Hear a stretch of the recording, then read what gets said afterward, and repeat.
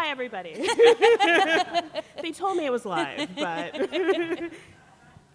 I'll just very quickly, I'm going to moderate a little bit. But my name is Meg Cabot. For anyone who doesn't know, I'm so excited to be speaking here. I'm also a board member. This is my first year as a board member. I live here in Key West, so I've decided I'm also going to moderate.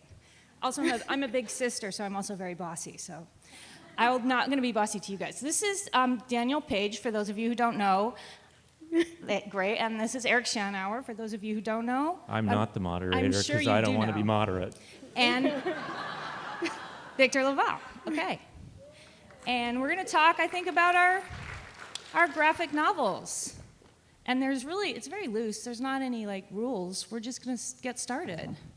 Whoever would like to jump in. Now, this is, I think, the first time we've had a presentation. Well, Eric has presented about his graphic novel, but I think this is the first time at the literary seminar that we have talked about graphic novels. If there's anyone here who wants to jump in and say, yes, that is true, thank you for pointing that out. But I think that it's become, there have always been graphic novels. As Eric pointed out at his presentation yesterday, but they've become bigger and bigger and better. And why is that? Why suddenly would someone like to jump in? I have one that I'm working on now that I was asked to write, and I've always loved them since I was a kid. I'll just mention that I was a huge fan of Prince Valiant. Anyone? Thank you. Okay. So I was very excited to have a chance to work on one. Mine is Black Canary, but it's Black Canary as a little girl and how she got her powers, which in case you're not familiar with Black Canary, she's very, very loud. That's her only, she's just loud, okay? It's for DC Comics. But would someone like to jump in and talk about, very briefly, Eric, it's you. Very you briefly. Well, I said I wasn't going to be moderate, so how brief do you want? Can I be? Well, I mean, I write and draw comics. One thing that I get asked by people who aren't familiar with graphic novels is, what's the difference between a graphic novel and a comic book? And my answer is, well, there's really no difference except format. People bring in ideas of literariness and some sort of a higher level of artistry or something like that to the concept of graphic novels. And yeah, I'll say, okay, yeah, graphic novels have been defined as having more literary aspirations than the lowly comic book, but really, these days, the only difference is format. Comic books are shorter, and graphic novels have a spine, and you can put them on your bookshelf. Victor? As far as why they're, the only thing I could guess as to why graphic novels might be making more and more of an impact is, sometimes I just think a bunch of people grew up enjoying a thing, and then they reach a certain age where they have enough power that they can actually put that thing out in the world and find people who are like them who want that thing. And so I feel like this is similarly the way that fantasy has become speculative fiction and has turned into something in theory that gets you, say, a MacArthur Genius Award, when 20, 30 years ago that was unthinkable for science fiction or fantasy writers. It's only because the people who, I would guess it's only because the people who now sit and judge the MacArthur Award remember reading science fiction and fantasy and were deeply shaped by those things. And therefore they treat it seriously when it's done well. And so I think graphic novels or comics are, I hope at least, enjoying some degree of the same cycle. That would be my guess, at least. I'm going to go broader. I think that the fact that comic books are so mainstream now, that the movies like Aquaman, Margaret Atwood talked about Aquaman this week, so that I think that that's part of it too. I'm writing Mira Tidebreaker, which is the story of, I don't want to say she's Aquaman's girlfriend, I want to say that he's her boyfriend. And my story follows her origins from the colony that she grows up with and to land where Arthur Curry, aka Aquaman, lives. But her plan is to kill him, and instead they fall in love. It's typical. Yeah, that's everyone's teenage experience, right? Yeah. I don't know. It's not the other way around. Well, it's a typical romantic meet cute story. Yes. So what were When you grew up, did you read comic books, any of you? Were they, or I'm sorry, graphic novels? I don't know if that, I mean, to me, grew up in a place where there were no graphic novels because they didn't exist in the Monroe County Public Library in Bloomington, Indiana. We just didn't have it. We had Archie Digest was probably as close as we had. I was a huge fan of Archie Digest and read a lot of them. Yeah, so what kind of comic too. books or graphic novels did you guys start out with, if any? I was Archie all the way, and then I'd have to say that I was. I'm a huge Riverdale fan, by the way, if anyone watches that. And then I loved all the comic book movies and like Batman and all that. That was my entryway into this world, I'd say. I read comics ever since before I could read myself. My parents read me Tintin comics, which was serialized in a magazine called Children's Digest. And I mean, I had all periods of comics loving. I read Harvey Comics. So Harvey was the publisher of Richie Rich and Casper, and I'm actually drawing Casper comics now. I've been doing that for about a year, and when a guy I went to art school with on Facebook had a image of a Casper cover he had done, and I'm like, how did you do this? Who's publishing this? Who has the license? So I wrote him on Facebook. I go, who's doing this? And he told me the publisher. He said, yeah, and it was the current editor was another guy we'd gone to art school with. So I wrote him up, and I was kind of in a period at this point last year where I wasn't getting enough work, and I'm like looking for work, and no one's giving me work, and so I stumbled upon Casper, and it's like, oh yeah, I'm going to do that, and for the editor to say yes, we want you to do this was great. Oh, their page rate is terrible, but it's really easy to draw. You know, I don't have to draw scales of armor on everybody. So I can do it really fast, and it's sort of worth it. It's sort of worth it financially. Emotionally, it's great. I love it. We're going over what else I read as a kid. So then I was like into Captain Marvel, the Shazam Captain Marvel. And I mean, he's from the 40s and 50s. And so DC Comics was publishing these 100-page for 60 cents comics. I mean, you couldn't find that deal nowadays. 100 pages for 60 cents, no way. But they would do a lot of reprints. They would do one news story, which were always not very good. And then they would do reprints, and the reprints were terrific. Reprints of the old Captain Marvel from the 40s. They were great. Then I was reading Justice League. I loved the Justice League. So then when I was professional, one time I was at a convention, and Bob Greenberger, who was an editor at DC, said to me, so what do you want to do for us? And I'm like, I want to draw the Justice League. So that's how I've drawn Black Canary, because I drew a Justice League. This was after Crisis on Infinite Earths, when everything had changed. And I'm like, but I want to draw the Justice League that I grew up with, not the fake Justice League you have now. Right. So they gave me the secret origin of the old Justice League, so I got to draw all the characters I liked when I was a kid, which included Black Canary and Aquaman. Wow. I have not drawn Mira in a comic professionally, sorry. Well, give me a job. So then I discovered X-Men when I was in 10th grade, yeah, and I was like, oh, love the X-Men, Byrne Claremont era. But then I got older, and that sort of stuff didn't appeal to me that much anymore, and the artists and the writers changed. And so then I started reading all kinds of stuff, and this was the early 80s, when the distribution channels, comics, Victor just talked about, people who read comics as a kid now being the gatekeepers or the movers and shakers in certain things, but the market has always been a shaper of who's reading comics and how important comics are in our culture. Because comics publishing started, comic book publishing in the 30s started with the mob, and Margaret's.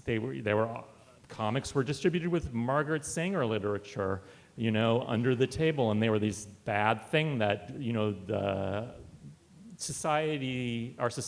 upper surface of the face of our society said was not good. But that's a whole other story. So X-Men. So then I started reading all kinds of stuff. I think the greatest living cartoonist today is Jaime Hernandez, He and his brother Gilbert do a comic book called Love and Rockets. I think it's the best comic being currently published, so you should read it. Okay. All right. Victor, I'm so sorry now no, that you're going to follow. For me, it was easy. It was like whatever was on the spinner rack Oh, at the yeah. pharmacy. The spinner rack. Whatever I could Very pull off good. there. And there was a store around the corner from us growing up called Gina Rose that was run by two sisters, Gina and Rose. And they didn't charge us to read the comics. They would let us just stand there all day and just read. That's Another so thing that great. doesn't happen anymore. Yeah. And so we just, whatever they got in, we read. Yeah. And so it was a very broad sort of swath of stuff. And then maybe when I had my own choice, I was drawn more toward comics like creepy and eerie. I enjoyed the more horror Yeah. end of things, or heavy metal magazine, like where it was just big over-the-top violence and sex and all that kind of stuff was great. Well, and that explains, does that explain how you got into what you ended up writing? No, so the thing I did was like not an adaptation of Frankenstein, but a continuation of Frankenstein, because at the end of the Frankenstein novel, the monster isn't dead, right? The monster goes off into the Arctic and says, I will kill myself. Now that I've seen Victor Frankenstein die, I will die myself. And I decided that, like, maybe once he saw his father die, he could get over his daddy issues, and he could just enjoy his life, his unnaturally long life out alone. And so my comic takes place 200 years later, and he's living in the Antarctic, sort of buddies with the animals. But then a whaling vessel kills some whaling buddies, and he, for lack of a better term, takes up his war with humanity again. Because the other thing that I kind of wanted to get back to was a lot of the adaptations of Frankenstein now. He's the cuddly, sweet, basically Boris Karloff Frankenstein. But in the novel, he kills children, he kills women. He's a mass murderer. And that is my favorite Frankenstein's monster, for sure. And I wanted to get back to that dude. And I felt like that dude, if he lived now, would want to kill all of us, and he would be right. Right. No, but it's true because of what was done to him. He didn't ask to be reanimated from corpses that Dr. Frankenstein got from the graveyard. And then rejected by everyone and anyone. Yeah. So, and then also, I mean, it's a very political novel. So he's a vegan in the book. Oh. Like because Mary Shelley's mother, Mary Wollstonecraft, was a vegan. She was one of the first champions for women's rights. She had a great book called I'm forgetting something for the argument for women's rights, and all of that is filtered in vindication for the rights of women. Thank you.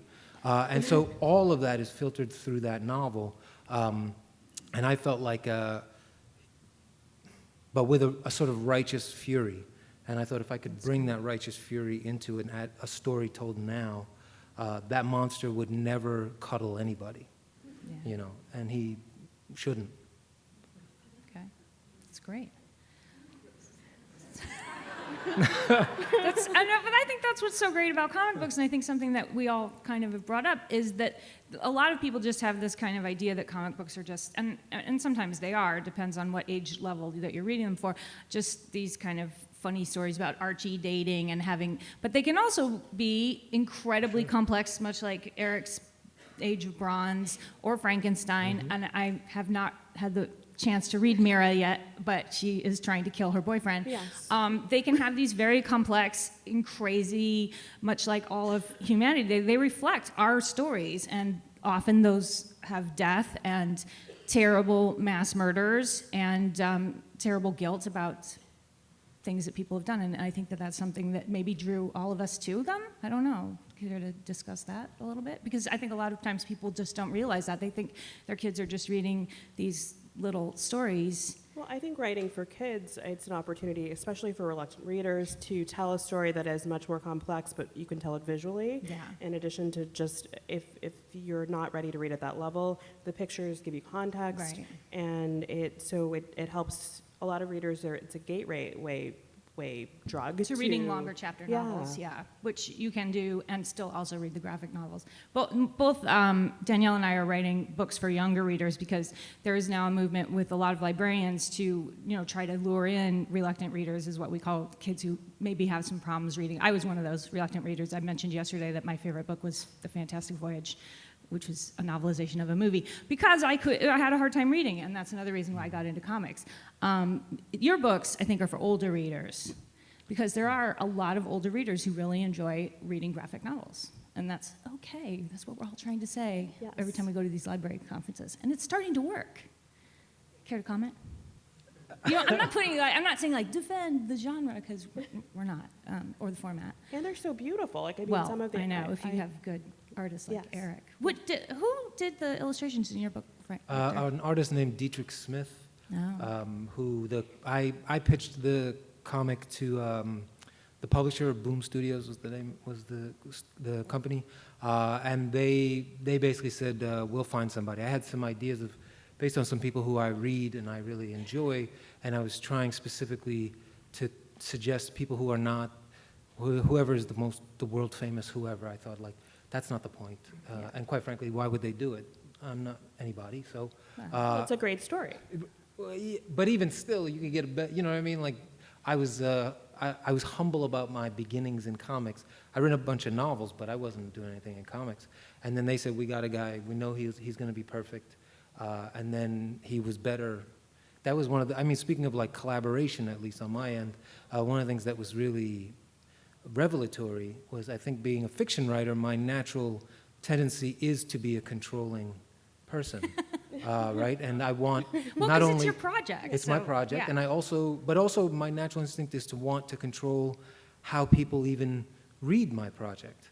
Like, I want them to get what I want them to get out of it, and blah, blah, blah. And then usually my editor is the one who tells me, you have to take that out, you can't lecture people, you got to calm down, all that stuff. And I take it out, and then it looks like I didn't do it, But in this case, it was more that I would write, say, on these panels, I would like this to happen.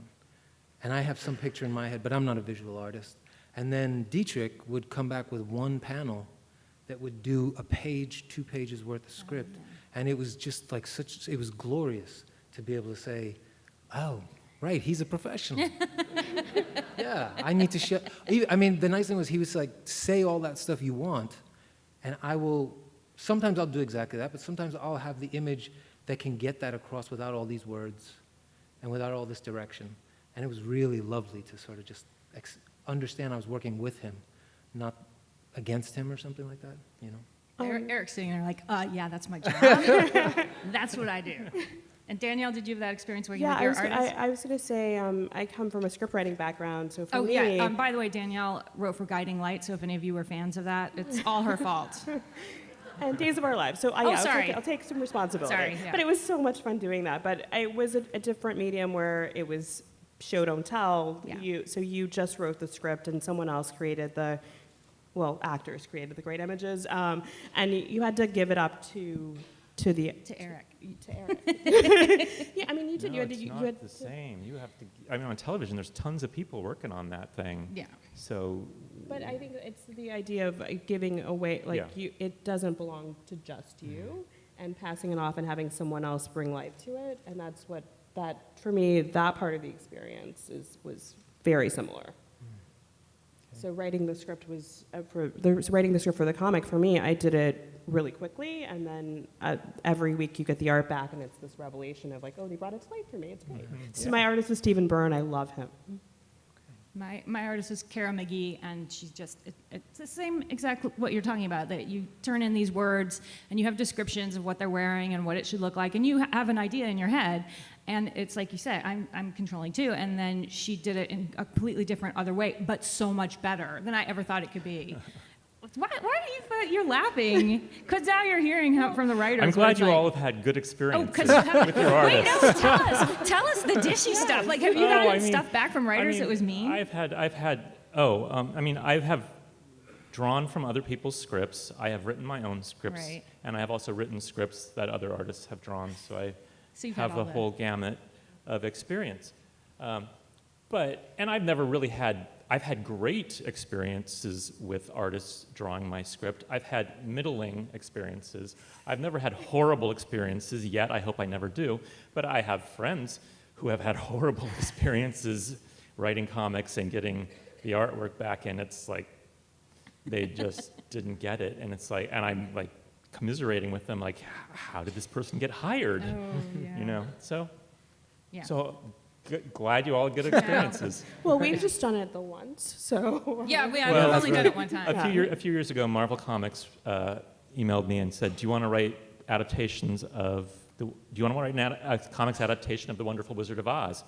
And I'm a big Oz fan. I've done Oz comics previously. I've done other Oz projects, and so my initial was like okay, but you know, I guess I'm pretty cynical too, because my thoughts were, well, this is for Marvel. This is also it was their latest attempt to repeat Classics Illustrated, which I mentioned yesterday, which was from the 50s, and their classic literary text done in comics. And Classics Illustrated is a very revered publication, but every once in a while some comics publisher will have the brilliant idea to try to repeat that, and it never works. Never works. So I'm like, this was Marvel's latest iteration of that, called Marvel Illustrated. And they've been doing it a couple of years, and you know, I would see ads every once in a while, but you never saw the comics, because the comics stores would, you know, put them in the back because no one buys that stuff, no one cares. So I'm like, okay, I'll do this adaptation of The Wonderful Wizard of Oz. I know the work, it'll be not too hard. I'll get paid. And no one will see it. And if it's bad, who cares? Because no one's going to see it. And then, so I said, yeah. And so I wrote the adaptation, and then I didn't know the artist, and they told me who it was going to be, and I looked him up online, and I'm like, okay, this is kind of weird, but I guess it'll be fine. He had done the Human Torch and some X-Men stuff. And so then I saw the first page. Well, first he did it was a character sketch of Dorothy and Toto, and I'm like, oh, okay. He actually read the notes I put in the script and is listening to me, and this might, you know, actually work. And it wasn't Dorothy with tats and guns and her boobs falling out. Which, I mean, hey, you know, it could have been. And I was just the writer, so I didn't have any say. And if that's what it was and it sold, great, good, because then I get royalties. Then I saw the first page of the artwork, like you say, you saw the art, and it was like, oh, this is going to be good. So I thought, this is great, he's so good, this is going to be good, but I didn't know anybody else was going to think it was good, because you know, whenever I do Oz projects, they don't sell. But this time it sold. And it was Scotty Young, and he and I were at an Oz convention in October 2009 in Manhattan, Kansas. And we had been told the day before, or the couple days before, we both flew into Kansas City that week for the convention. And so we both knew that we were going to be on the New York Times graphic hardcover bestseller list, but we couldn't tell anybody. But so my partner David was with me, and we came down from the hotel, and Scotty was sitting there in the lobby, and he's like looking on his phone, and he goes, oh, look, there we are. So we were. It's awesome. I don't know. I'm sorry. Somebody else talk. I don't want to take over. That just made me curious. So you have done Oz books, and you did Oz books, and you're doing Frankenstein. Do they have like rabid fans that got mad at you for the way you interpreted? I don't know why I'm talking about haters, but I'm just curious. Was anybody mad about your interpretation? Like, does Frankenstein have huge fans did they like it? Frankenstein has huge fans, and the thing that was maybe lucky for me was, like I said, because it was a continuation. Yeah. Because I did feel like retelling the original story has been done so many times. I didn't know what I could add to that. The thing that, for me, that caused, if there's been any pushback, is that the way I tried to continue, so as I said, Frankenstein's monster comes back and he's out to kill humanity. But the way I tried to update it was to say, in the end of the novel, only one of the Frankenstein family lives. There's a brother named Edward who survives the murderous. Spoiler, sorry. I think if you haven't read it by Frankenstein by now, I can't do anything for you. And my feeling was he comes to the United States, and at some point during his time in the United States, someone in his family has the good sense to marry a black person, and then they have kids, and so the modern day last descendant of the Frankenstein line is a brilliant nanotechnologist named Dr. Josephine Baker, who is a black woman who's living in Montana, and she has a son whose name is Akai, who is murdered by the Chicago police when he's 12. And so she reinvokes the Frankenstein legacy and brings him back to life with her nanotechnology and some of that quasi-science from the original book. And so the pushback I got was that I had turned Frankenstein political. Oh my God. And that was, for me, I was okay with that because I felt like the only people who could think I was turning the Frankenstein story political were people who had never read Frankenstein. Right, because it was always a political book. Because it was always yeah. a political book. It's just that now, so the thing that was hard for people was that I was talking about police violence against black children.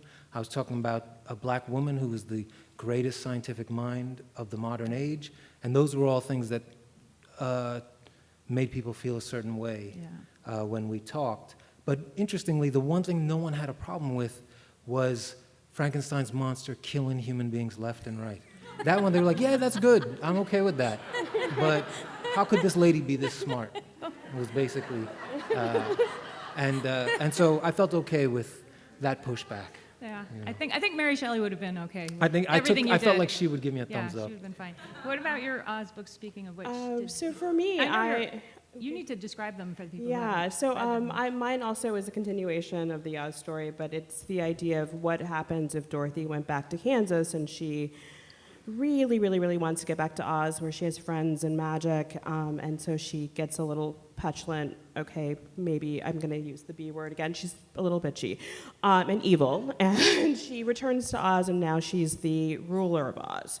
And another girl who grows up in Kansas a couple hundred years later, say now, gets picked up by a tornado and lands in Oz and discovers that she has to kill Dorothy and save Oz. And so it's called Dorothy Must Die. So I honestly it did not occur to me that I'd written a book that maybe some people might not like. My editor, about a couple months later, a couple months before the book came out, when we were like finalizing the book, like, do you want to use a pen name maybe, just in case this goes badly? And I'm like, no, I'm fine. I stand by my work. And the night before the book came out, I was sitting in my apartment and I was like, oh wait, I wrote a book that made one of the most beloved characters of all time evil, and the title is Dorothy Must Die. So I freaked out. But actually, when it came out, I got nothing but love. No one came after me. A few people would come up to me in line and say, well, I thought I was going to hate this, but I actually do enjoy it. And honestly, the highest compliment is when a kid will write to me and say, I never think of The Wizard of Oz the same way again. And so I love being part of that.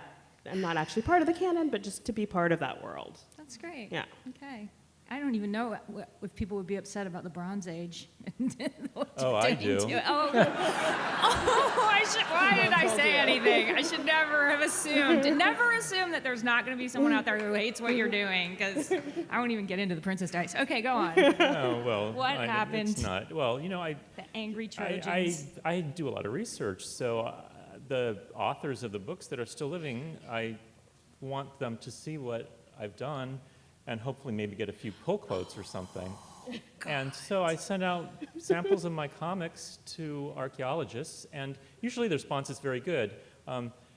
The ones that are very welcoming, their view sort of is, yeah, there's all this scholarly research that we've been doing for years, decades and decades, and the general public doesn't get it. So for me to do reconstructions of all this archaeological work and present it in a popular medium is sort of a bridge to mainstream audience. So they appreciate that. And I don't know how well that works, but that's great if that happens. But then there's some of these authors or scholars who, I don't know, they turn up their nose or they look at it askance. There was one who just wrote back to me and he said, "Where did you get this specific information?" As if I had done something incredibly wrong. That was the tone. So I wrote. It was an email. So I wrote back and I told him, and I got no response.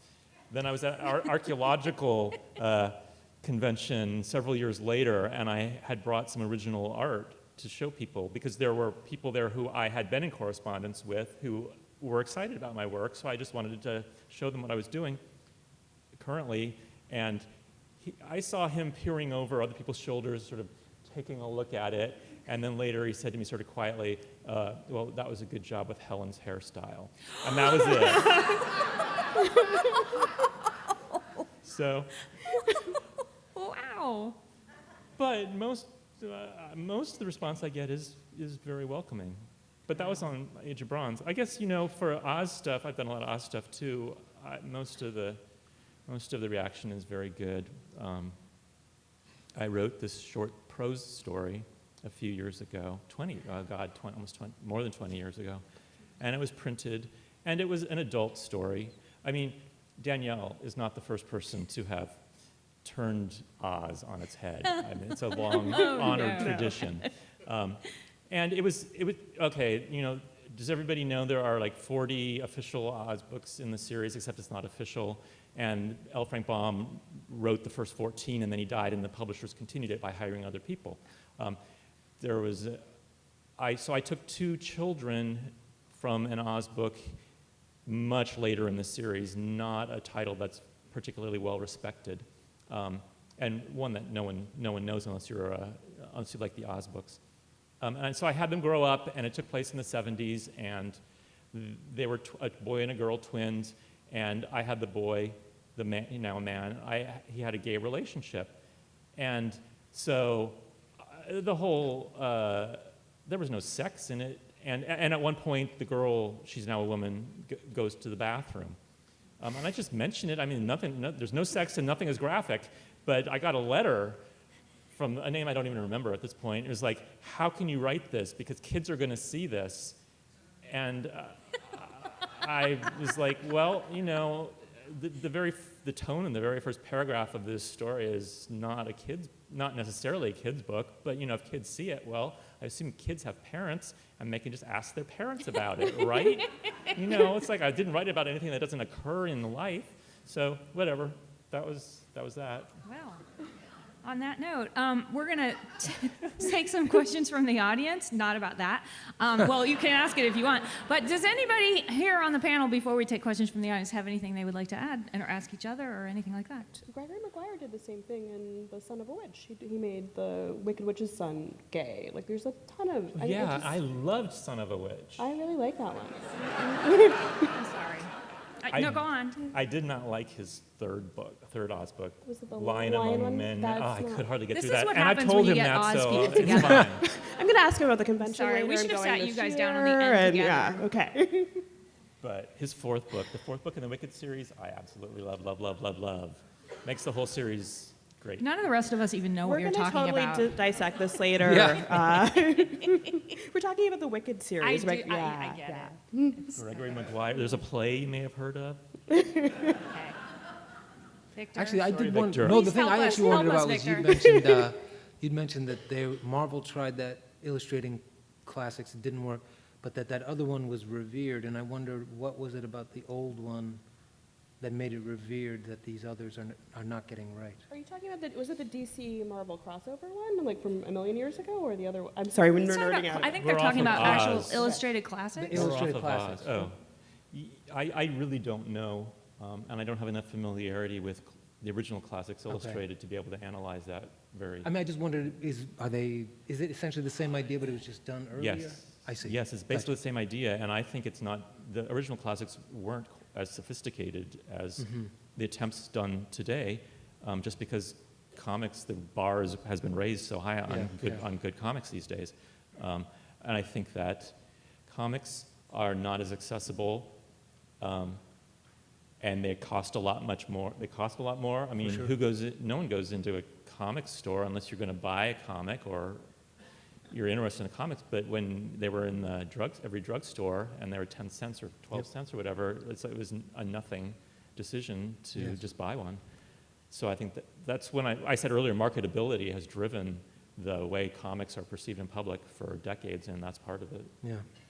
I also get very saddened sometimes about, so I have, my wife and I have 2 kids, 7 and 5, and we, like the 7-year-old last year was old enough that he would start making trips with me to the comic shop, and our 5-year-old just started coming with us.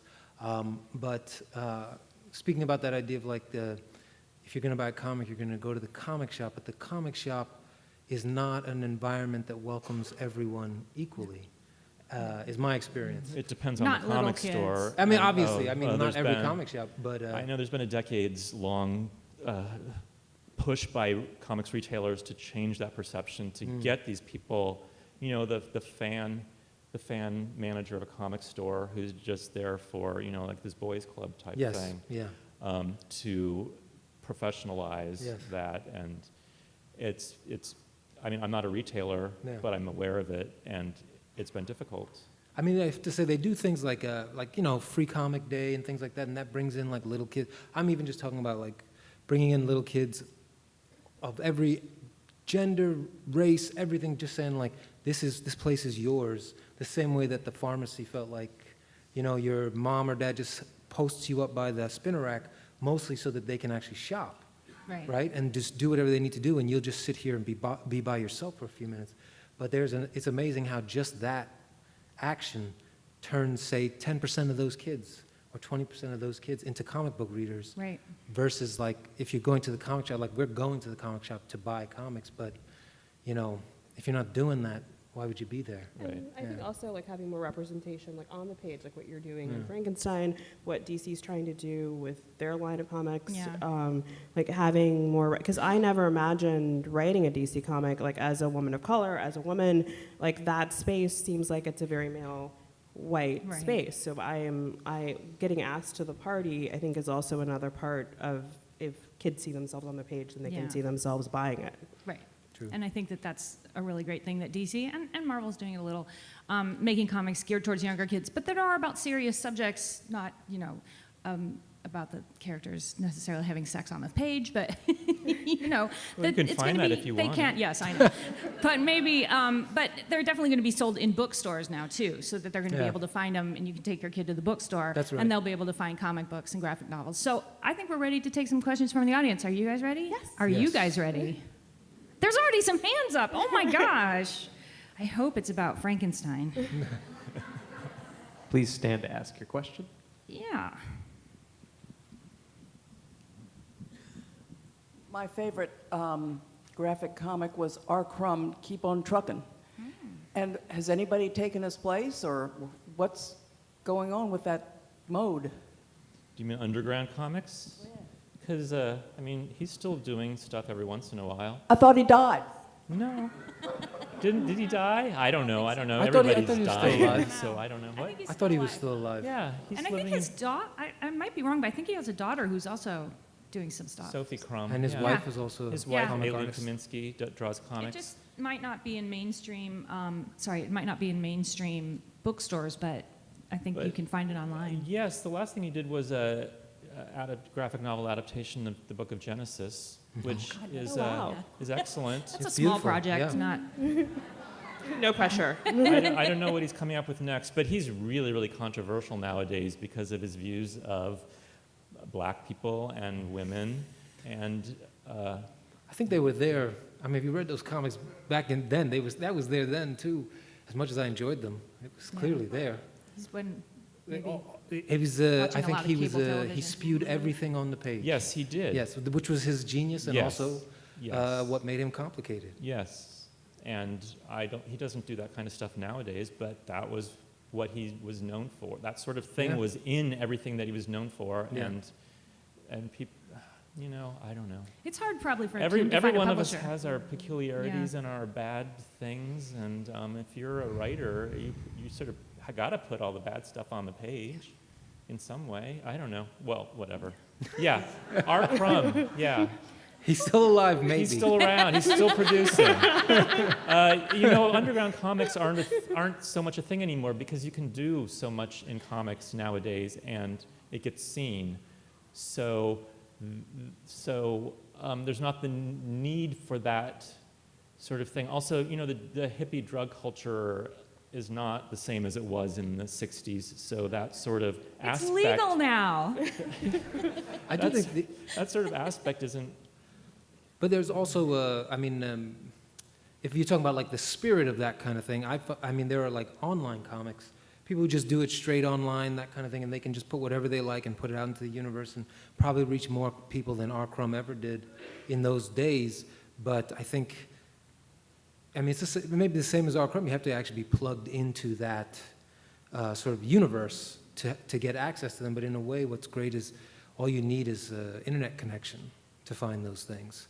And there are people they just are popping that stuff online because in the same way, they just have to,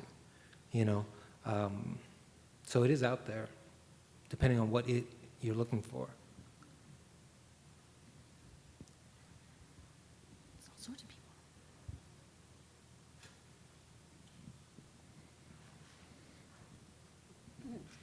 Thank you. I really know very little about your artistic process regarding how you do your art, but is it mostly manual, or do you do it digitally now sometime with your art? I still draw by hand a lot with a pencil and paper. A lot of my fellow cartoonists draw on screen. Most of them use Cintiq, but it's just another tool that mimics the pencil on paper. So yeah, a lot of cartoonists are going digital. I think my artist is digital. I don't know. I will say one nice thing that was interesting to see about that the artist Dietrich would do when he would send me stuff. I'm sure this is a commonplace thing, but he would draw, say, a panel or illustrate a panel, but then he used, I'm remembering in particular, there's one scene where the monster, Frankenstein's monster, destroys a gas station, but he used a picture of a real gas station, and then over that he drew the monsters crashing into it, and so in a way, it creates this an interesting effect where you're really almost like I can't tell where one begins and one ends. And then sometimes he would do that and actually then trace over the photo, and then it looks as though he did draw all of it, but it looks as though all of that just came straight from the pen, but it was a mix of the two, and sometimes he just left the image behind, and it created this odd sense of it almost made things seem even more chaotic to have the two things together. So that was something I noticed I had never seen, or I had never thought about, I should say, but it was great to see it in the mid-steps sort of process. I follow my artist on Twitter. I know yesterday I said I never go on the internet, but I obviously do sometimes. And she, one time I was reading what she was writing, she said, if I have to draw the skyline of Gotham City one more time, I am going to eat all the things in my refrigerator. Because I guess I put, she gazes out over the city and sees a small bird. So the poor thing had to draw. I'm sorry. And then you think about the poor artist. You don't think about it when you're writing. Did you do it less after that? Oh, God, no. Yeah. Then I was like, I got to think of things for her to do besides gaze out over the city of Gotham. Because the poor thing was just drawing it over and over again. Yeah. Yeah, I'm so sorry.